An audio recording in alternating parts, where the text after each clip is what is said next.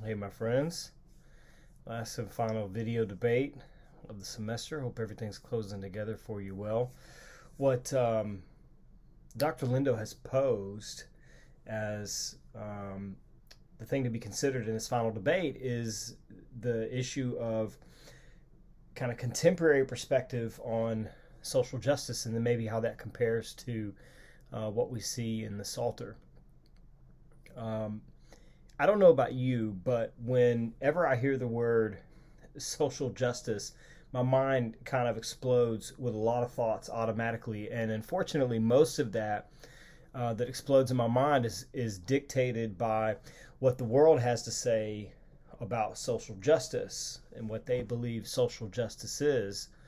So maybe that's the best place for us to start, is by looking at what God means when he speaks of what I would call communal justice or justice amongst people. And so, first of all, I think what I would want to convey is that yes, we are to seek justice in the world as people of God. Micah 6:8 reads, "Has he, God, has told you, O man, what is good? And what does the Lord require of you?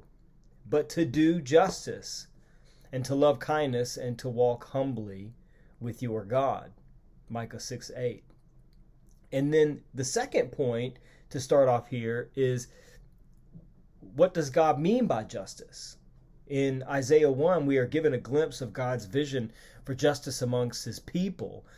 In Isaiah 1, God delivers really a blistering rebuke of his people at the time. And in verse 17, he calls for them to learn to do right, seek justice, defend the oppressed, take up the cause of the fatherless, plead the case of the widow. Seek to do justice by defending the oppressed, taking up the cause of the fatherless, and pleading the case of the widow.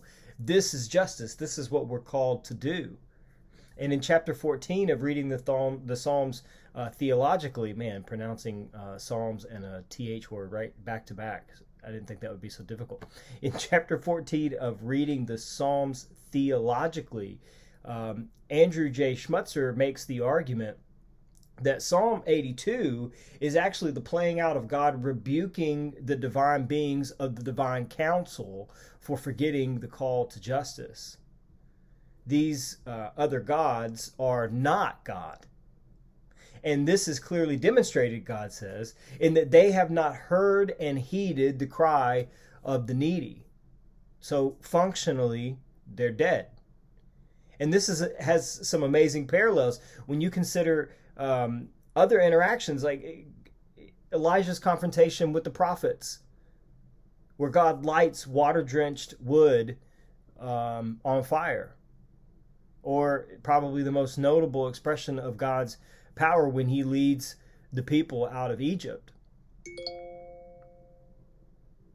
But even through all of those things, God here is showing the utter weakness of other gods, not by saying, hey, you couldn't light wood on fire, which they couldn't, and hey, you couldn't do all these things to lead people out of Egypt, which they couldn't.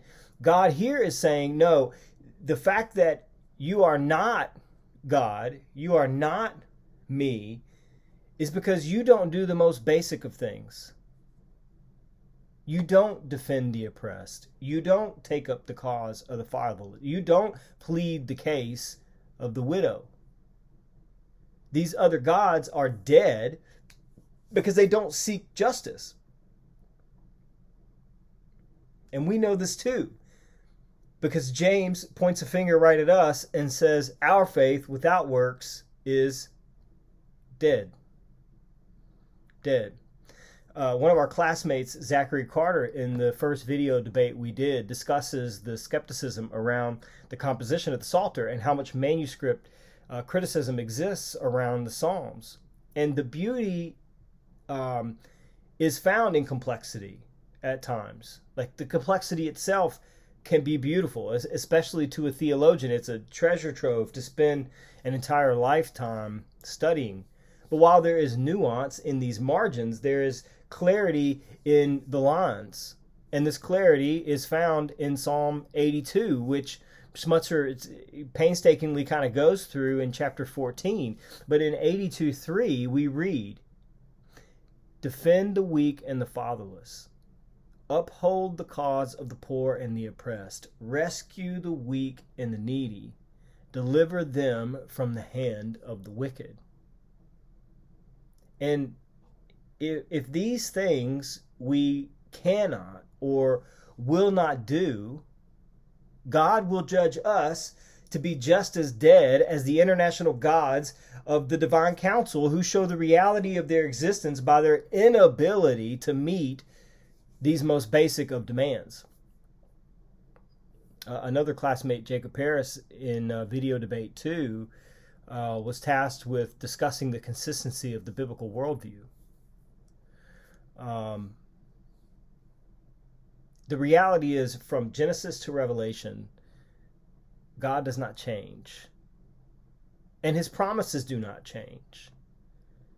God delivers his people, and the same demands of justice he makes of his people from the beginning still ring as authoritative for us today.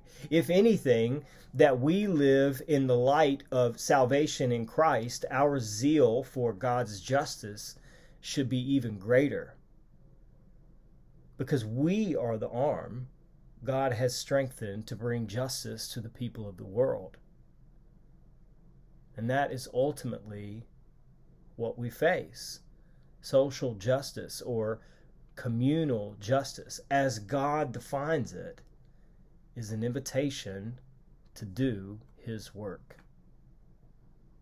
I pray we say yes. And I pray you're well, and I pray you're blessed. Shalom.